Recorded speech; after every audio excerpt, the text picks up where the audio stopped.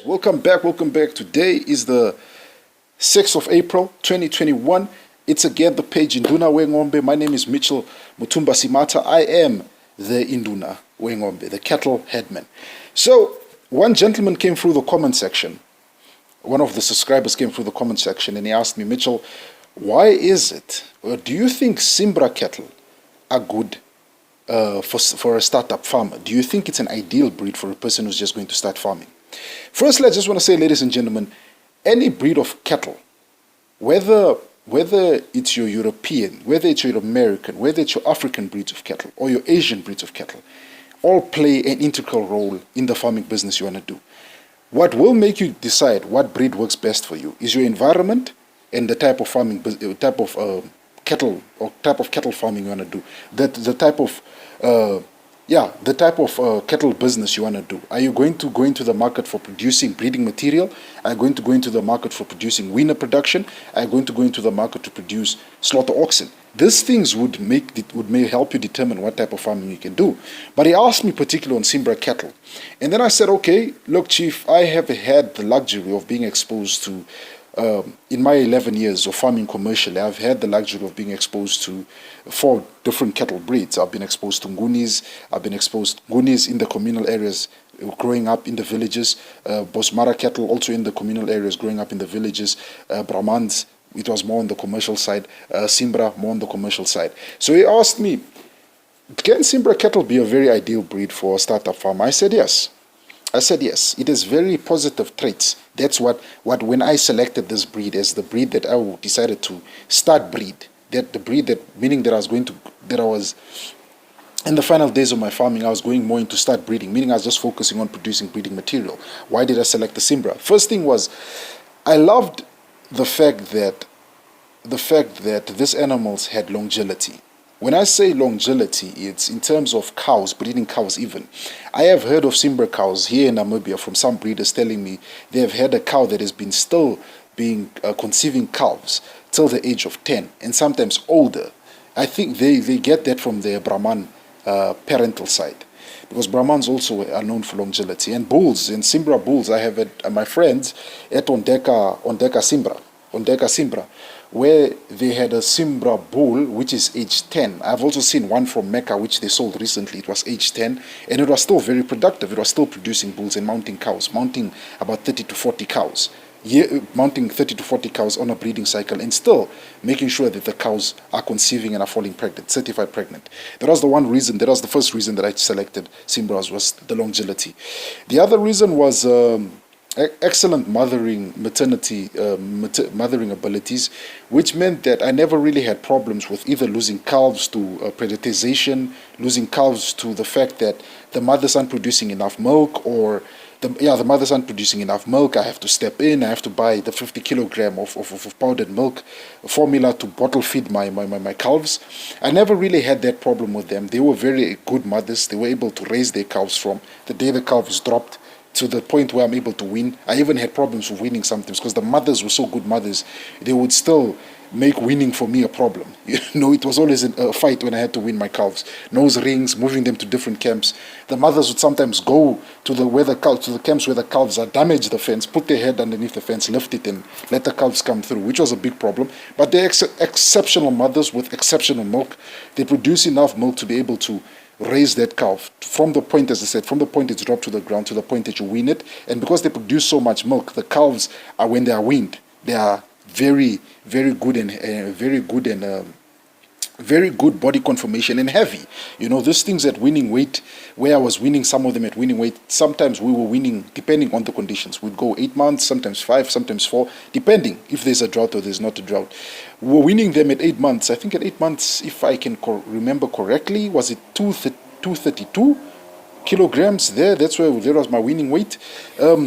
Another thing that I looked at most of why I selected Simbras why I selected Simbras, as I said, if I was into the weaning production, if I'm producing winners, such as producing winners that are going to be bought, that I'm selling to an auction, that the speculative farmer is going to buy and take to a feedlot and feed. They're very good for feedlots. The feedlots actually run after Simbra cattle. They want Simbras because they perform exceptionally in feedlots. It was another reason that also made me sit down and say I want Simbra cattle.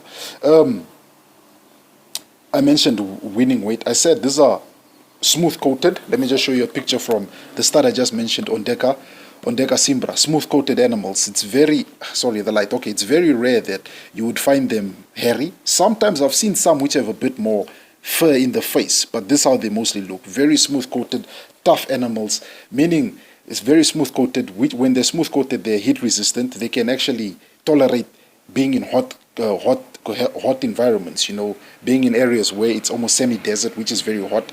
They can adapt to that, and also they can adjust to tick-borne diseases. So there was another reason that I looked at, but doesn't mean because it's almost resistant to tick-borne disease, it doesn't mean you don't do your inoculation for ticks. You still need to do that. Very good walkers. These animals in some communal areas and also on some commercial farms. Some farms are very huge. You're talking about 1,000 to 2,000 or plus hectares. So they're very huge. So these animals, the walking ability is what I loved. The fact that this bulls and cows could walk 6 to 7 Ks for grazing because of their walking ability. And this is something they inherited from both their Brahman and Simmental parental lines. There was another reason that I looked at. Beef. The beef they produce, the beef that you get off them is very lean, high quality beef, not too much fat. Sometimes some abattoirs or butcheries do not want meat that has too much fat. One conversation I was having with a abattoir owner, he said, some Simbra cattle, I'm able to take my hand and run it across it and actually rub on the meat, and my hand shouldn't shine too much. It should shine, but not too much. I do not want too much fat. So that's another reason why I selected Simbra cattle. So that's another reason why I selected Simbra cattle. Bulls, what made me fall in love with them, beside the way they look, these are very attractive animals, was also, again, the shelf area for me was another thing that I looked at. It wasn't too long, too loose, hanging very far from the body, leading to damages and so forth. I never experienced that. I was always getting very good bulls from them with not long to I don't want something with a very long shelf, because as I said, for me, in the video that I made about selecting bulls, that was a negative for me. Testicles were always well conformed, but I can't say testicles are well conformed in this breed. It's not a trend that's from breed to breed. It's sometimes genetically concerning the bull you have. If the father had very long testicles, the calf might have that. So I can't talk about very good testicles there. It depends. But another thing was also temperament. I am a person, when I work with my animals, I want to be able to enter my kraal, walk amongst my cattle, sometimes walk up to one of my cows and give it a scratch, give my bull a scratch in its back area, not be worried about, I'm going to get run over by this guy, I'm going to get chased by that bull, I'm going to get kicked by these things. I never had that. The temperament is very good, very ideal to work with. And never a situation of hey, you need to be vigilant because that cow has a calf. Sometimes I would have one or two of them which have the aggression, one or two, but just one or two out of a herd. Maybe let me say 1 out of 10 would have that aggression that wants to chase me over the fence and so forth. But most of the time, I was able to work with my cattle. I was able to get to my calves, work with them. If there's an injury, the mother allows me to come close to herself in the calf and I can work with her. But again, it doesn't mean that I go there and try anything funny, because remember, the mothering instinct is there and she will be alert. If you try anything funny, you will get injured. Another reason that also made me farm Simbra cattle was crossbreeding. What I mean by crossbreeding was because when I was still deciding to go full blown Simbra production to produce just Simbra cattle, I was still having some other breeds. I had a Bosmara in my herd. I had some Brahmans. I had a Charolais. I had a limousine. Yeah, one limousine cow. So I needed a bull, a breed that would, if I was to put it to this other breed of cattle that I was still in my kraal, I wouldn't experience calving problems.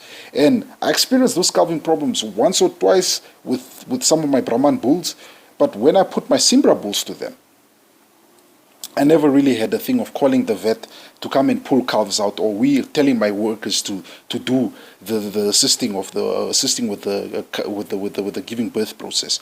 It was easily calved. The calves would come out and they were healthy. Not once can I say did I lose a calf or lose a cow in the birthing problems because of that characteristic they inherited from a Brahman, to say that, if most of you guys who've ever farmed Brahman cattle would know, Brahman cattle's calves are usually very small, but rapidly grow after a while, and that's what the Simbra had adopted from its Brahman parental line. I know its other parental line of Simmental cattle, they don't really have the best they don't really have the best reputation, because we all hear stories of Simmental cattle being put to Nguni cows, and sometimes the cows can't give birth, sometimes the bull is too heavy, the cows break. I never experienced that with Simbra cattle. This is why I said crossbreeding. It's very good to put in a crossbreeding program if you're going to run some indigenous animals. If you have probably some Gunis you inherited from your father, or some Sangas you inherited from your father, or some Tulis or Mashona cattle, and you just want to add the meat to them, you add a Simmental there. It will add the meat and milk to those cattle. Another thing that also made me attracted to the Simbras was the fact that they're all-rounders. If there's any breed out there that is a complete all-rounder, it's this. Because what I mean by a complete all-rounder, this bull right here as it is here, if I remember it properly, this bull, my dear friends from Ondeka Simbra were using it in their head of stud heifers. Meaning an all-rounder, meaning I can use it on matured cows, I can use it on first-time mother heifers, and I would not experience anything like calving problems. As I mentioned, calving problems, particularly if you're beef breeding, you do not want to have bulls or cows that have calving problems. That's something you want to avoid. Some of the negatives that I noticed with some of my Simbra cattle, was because of the Simmental mother or fathering line, they produce too much milk. Sometimes I would have my cows produce bottle tit. You know, the tit would be so big that the calf can't really get its mouth on it to suckle. So sometimes we either had to milk those things down, we had to milk those tits down, so they just to a size where the calf is able to suckle from it. So this is a trait that you look at and you have to say, I need to get it out of here. I need to slaughter it. I either need to slaughter it. I either need to slaughter it or either need to sell it. But I would say slaughter. Don't sell it to people, because you're selling your headache to another person. There were the reasons why I selected Simbra cattle. And not just that, man. Look at them. Have a look at them. These are beautiful animals. These are beautiful. It's a beautiful breed. This is why I fell in love with it. The white faces it inherits from the Simmental. And the bulls are very masculine, very masculine. Just look at the conformation. But all bulls are masculine. But I said, these reasons that I stated out there were the reasons why I selected it. The fact that it has Brahman blood in it makes it very adaptable, easily adjusts to various conditions in the country, whether it's hot, wet or dry. It adjusts to it, adjusts to walking far. Because of the Simmental genetics, it's able to produce very heavy weaners, able to produce enough milk, and able to put in the kgs on your calves, meaning the kgs, the kilograms, the weights. So every time you use Simbras, either for weaning competitions or either for slaughter ox competition, and you're crossbreeding probably with an indigenous cattle in the Nguni, you can actually win these competitions. That's what made me look to this breed and say, I want to farm Simbra. Even if I have to restart farming tomorrow, I'm going to farm Simbras again. Those were the reasons why I selected Simbra cattle. I hope it answers the gentleman's question and answers other people's questions who might have similar questions. As I said, guys, thank you very much to the people that take the time to subscribe, the people that take time to like these videos, comment, and also give me some ideas on what the next video should be all about. Thank you very much, guys. For now, I wish you guys a happy Tuesday and have yourself a good